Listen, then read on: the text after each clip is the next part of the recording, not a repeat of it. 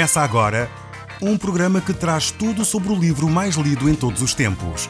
Apresentamos O Som do Livro.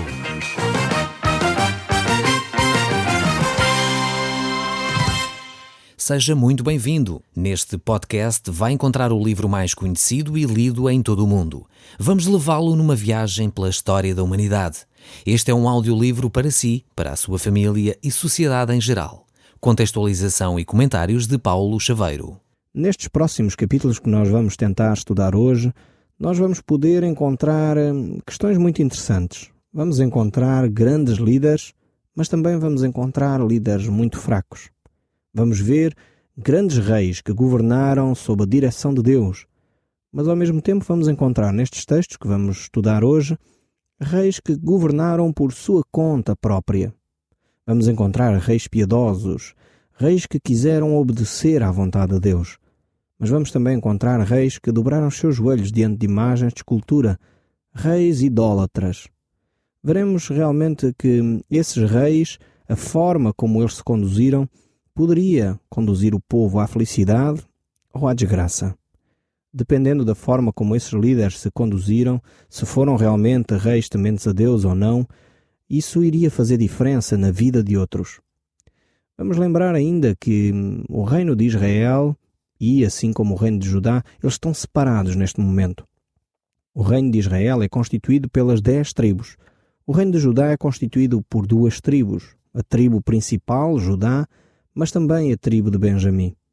Nós estamos lembrados, certamente, que Jesus Cristo é descendente da tribo de Judá.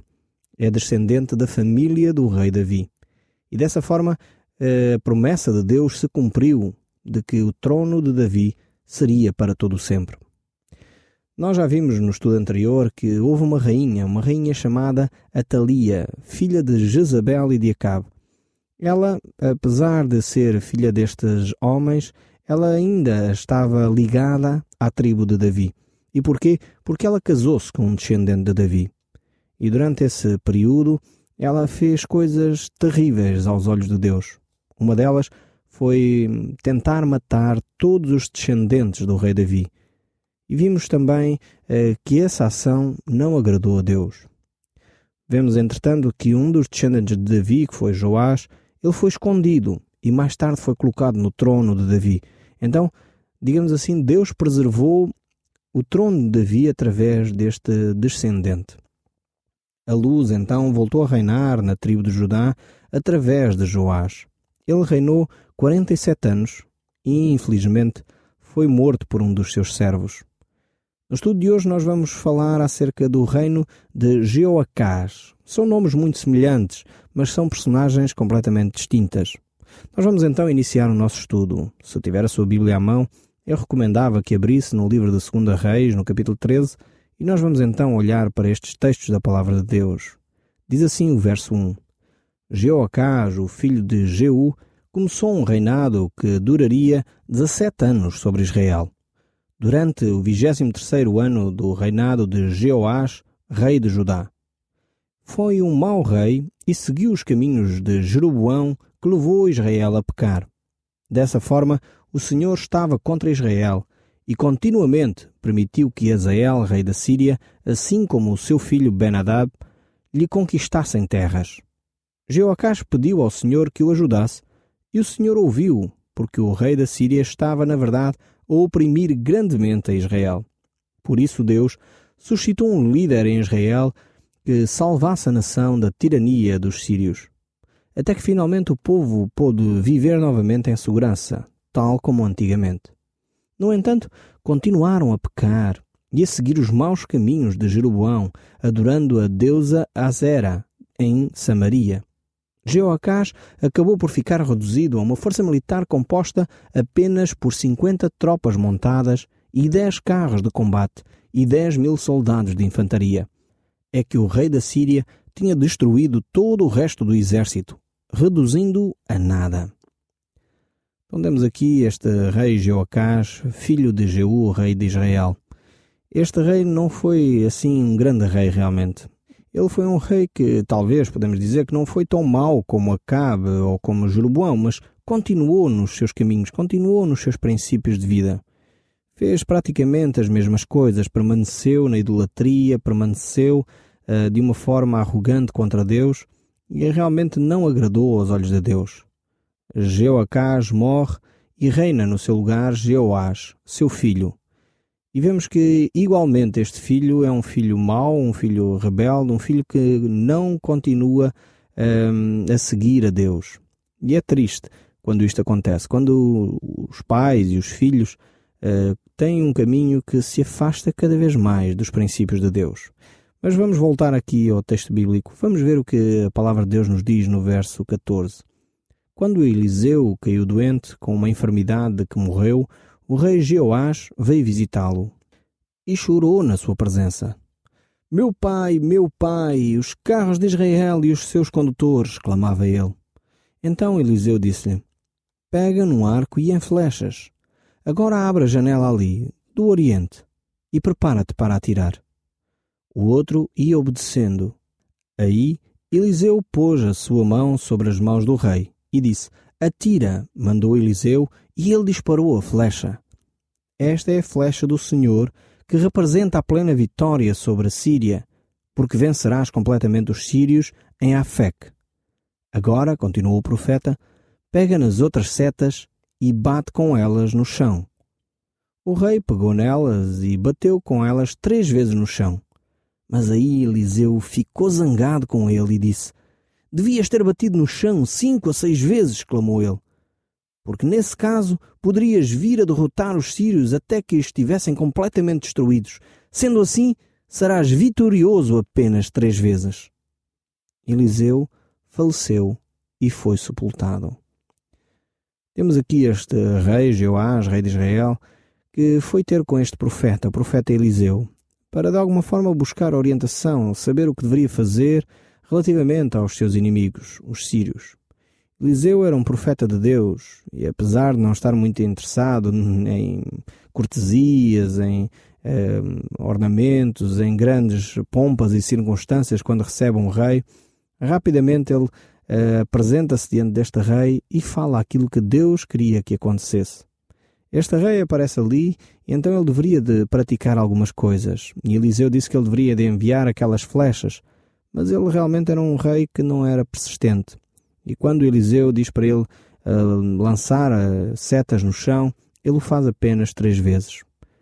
Eliseu ficou profundamente triste, aborrecido com a situação, porque isso revelava a pouca perseverança que Jeoacás tinha. Ele desistia facilmente da luta, era um homem, podíamos dizer, muito fraco nesse sentido. Tanto que ele vai muito choroso ter com o profeta Eliseu. Era necessário que ele fosse um homem perseverante. No trabalho de Deus, assim como em tudo aquilo que se faz, é necessário ser-se perseverante para ultrapassar os obstáculos, para ultrapassar as dificuldades. As dificuldades são realmente dolorosas de ultrapassar. São situações que muitas vezes nós não temos coragem para as enfrentar, mas devemos ser perseverantes. A fuga não é a melhor opção. Infelizmente vemos que muitas vezes há servos de Deus, há pessoas que estão diante de um problema e preferem desistir, preferem fugir, preferem se demitir das suas funções. Não quero dizer com isto que não há alturas em que não o temos que fazer. Provavelmente há alturas em que temos que abdicar das nossas funções, temos que nos demitir, pois não concordamos com uma série de situações e não temos condições de continuar a lutar. Mas, na maioria das vezes, a perseverança é o melhor caminho.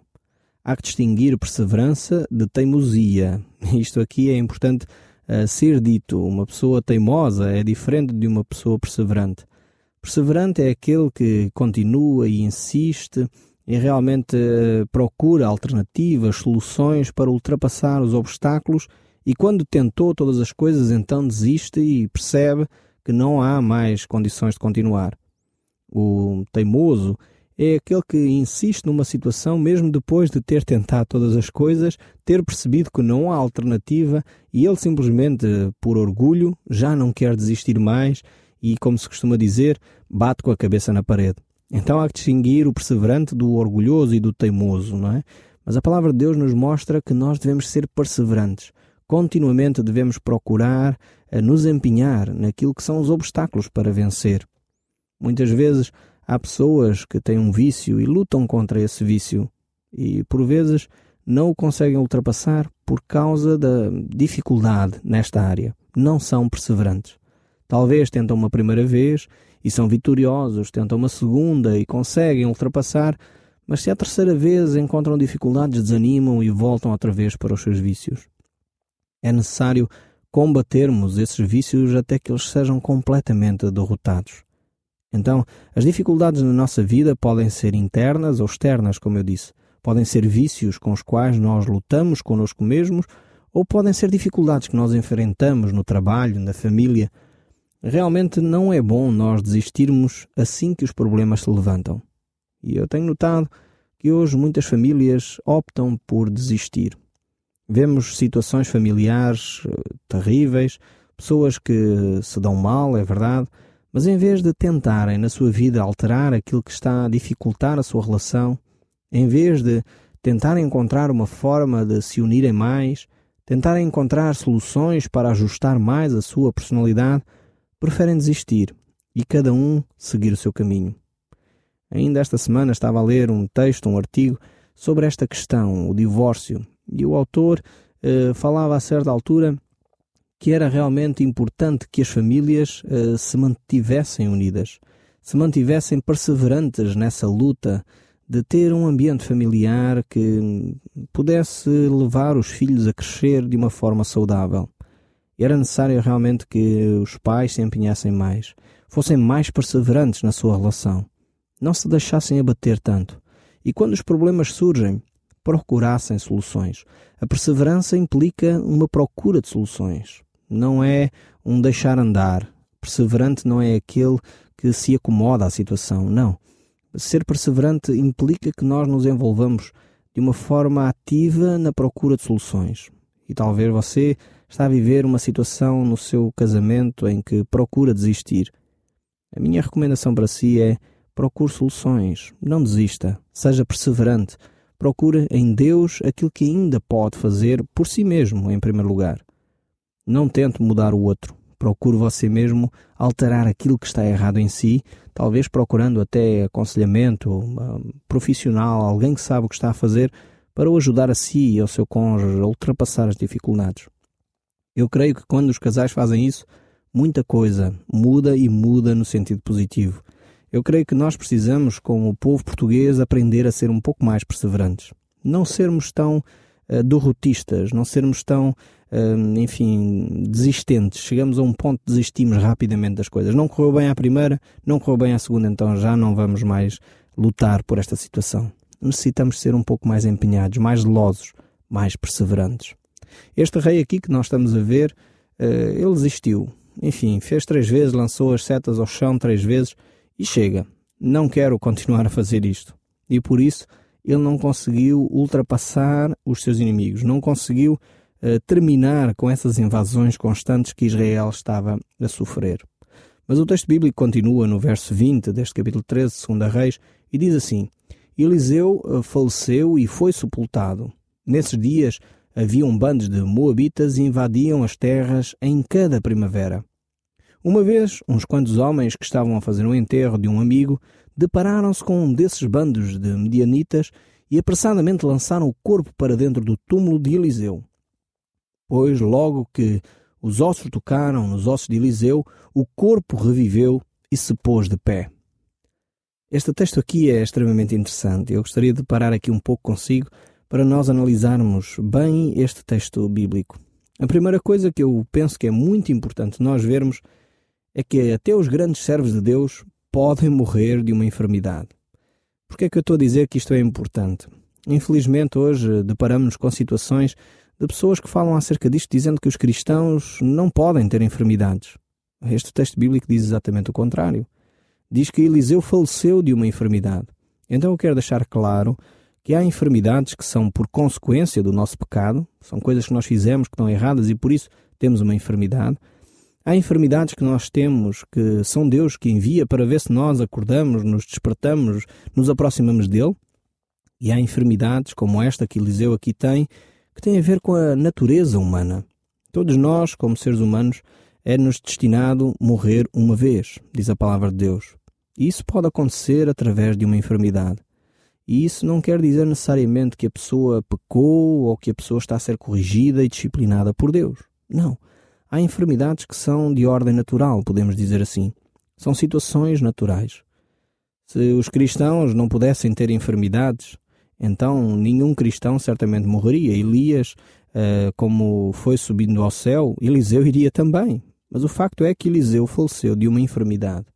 Então este é o primeiro aspecto importante aqui que nós temos de salientar, perceber exatamente que muitas vezes na nossa vida as enfermidades têm a ver com a nossa natureza e não têm a ver com pecado, não têm a ver com disciplina da parte de Deus.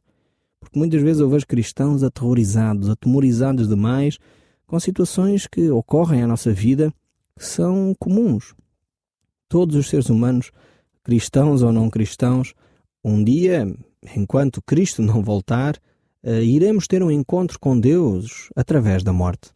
Isso não é sinónimo de pecado, não é sinónimo de uma vida de desobediência a Deus. Não, até os grandes servos como Eliseu, Abraão, Davi, chegou a uma altura que morreram e foram à presença de Deus através dessa forma. Nós encontramos na Bíblia simplesmente 2 casos de homens que não provaram a morte. Elias e Enoque. Elias nós vimos há bem pouco tempo. Agora, é necessário nós compreendermos isto para não vivermos angustiados quando situações de ordem de enfermidades, doenças, chegam à nossa vida. Faz parte da nossa natureza humana. É verdade que Deus, em algumas alturas, Ele opera de uma forma milagrosa, retira a enfermidade. Mas isso não quer dizer que acontece sempre. Aliás, como não aconteceu no caso de Eliseu. Ele morreu de uma enfermidade. Um outro aspecto muito interessante aqui, mas eu não gostaria de dar muito tempo a isso, tem a ver com este último milagre que Deus utilizou Eliseu para realizar. Foi esse homem que ressuscitou quando entrou em contacto com o corpo de Eliseu. Este é o último milagre registado por Eliseu. Isto mostra a influência que este homem fez e teve na nação de Israel, mesmo depois de morto. A minha pergunta para si é: que tipo de influência você tem na vida daqueles que o rodeiam? Mesmo agora em vida, sua influência é positiva na vida daqueles que o rodeiam? Que tipo de influência você tem? Eliseu foi um homem que influenciou de uma forma profunda a nação de Israel, ao ponto de até depois de morto estar a influenciar ainda a vida das pessoas. Que a sua vida e a minha possam ser realmente vidas dedicadas ao serviço de Deus de tal forma que elas influenciam a vida de outros. Mas vamos continuar aqui no capítulo 13 e diz assim: o rei Hazael tinha oprimido Israel durante todo o reinado de Jeoacás, mas o Senhor teve compaixão do povo israelita e por isso este não foi completamente destruído. Deus não só teve misericórdia deles, como também foi fiel ao compromisso tomado com Abraão, Isaque e Jacó. Essa é a razão porque ainda se mantêm vivos. Hazael, o rei da Síria, morreu, e seu filho Ben-Hadad reinou em seu lugar. O rei Jeoás de Israel, filho de Jeoacás, foi vitorioso sobre ele em 3 ocasiões, reconquistando as cidades que seu pai perdera em favor de Ben-Hadad. E agora assim chegamos ao capítulo 14 e diz assim: e durante o 2º ano do reinado de Jeoacás, rei de Israel, o rei Amazias começou a reinar sobre Judá. Tinha 25 anos nessa ocasião e reinou em Jerusalém durante 29 anos. A sua mãe chamava-se Jeoadim, natural de Jerusalém. Foi um bom rei aos olhos do Senhor, ainda que não à semelhança do seu antepassado Davi. Mas foi tão bom rei como seu pai Joás. Contudo, também ele não soube destruir inteiramente os nichos sobre as colinas, e dessa forma o povo continuou a sacrificar e a oferecer incenso aí. Logo que pôde confirmar a sua posição como rei, matou os homens que lhe tinham assassinado o pai, mas poupou os filhos dele, porque quis respeitar a ordem do Senhor, que tinha dito na lei de Moisés, em que os pais não serão castigados pela culpa dos filhos, nem estes pela culpa dos seus pais. Cada qual deverá carregar a condenação dos seus próprios pecados. Este texto aqui é muito importante. Ouça bem este texto, talvez sublinhe na sua Bíblia. Os pais não levam a culpa dos filhos, nem os filhos a culpa dos pais. Mas de volta aqui ao verso 8 ainda nos diz: Um dia enviou uma mensagem ao rei Jeoás de Israel, filho de Jeocás e neto de Jeú, desafiando-o a mobilizar o exército e a vir combater contra ele. Mas o rei Jeoás respondeu-lhe: um simples cardo do Líbano pediu assim ao poderoso cedro: dá-me a tua filha para que seja mulher sobre o meu filho.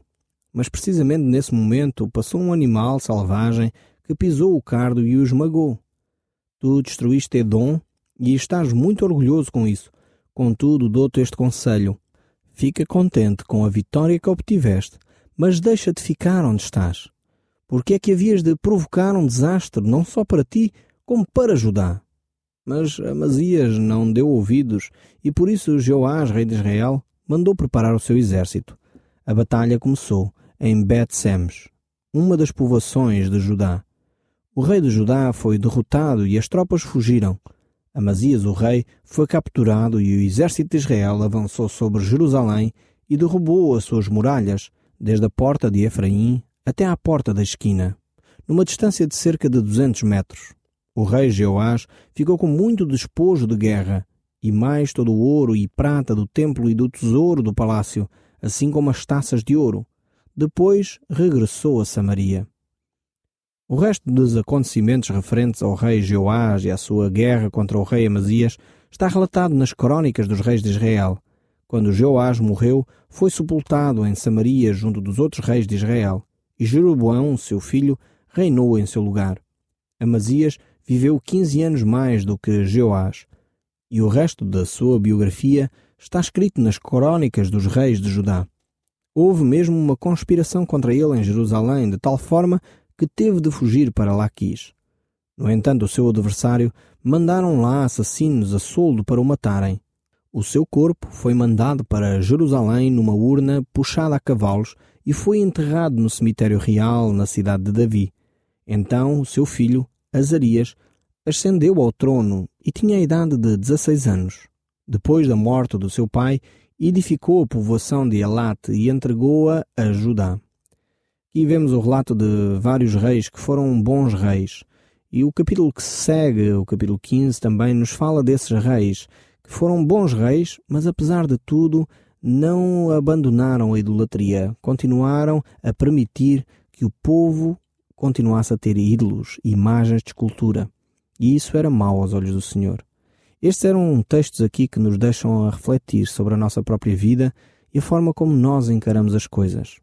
Podemos até ser boas pessoas, mas não suficientemente boas aos olhos de Deus. Necessitamos retirar da nossa vida tudo aquilo que toma o lugar de Deus na nossa vida. E a isso a Bíblia chama de idolatria. Que Deus possa permitir que você tome essas decisões na sua vida e você se comprometa com Deus a tê-lo sempre em primeiro lugar. O Som do Livro, uma produção da Rádio Transmundial de Portugal.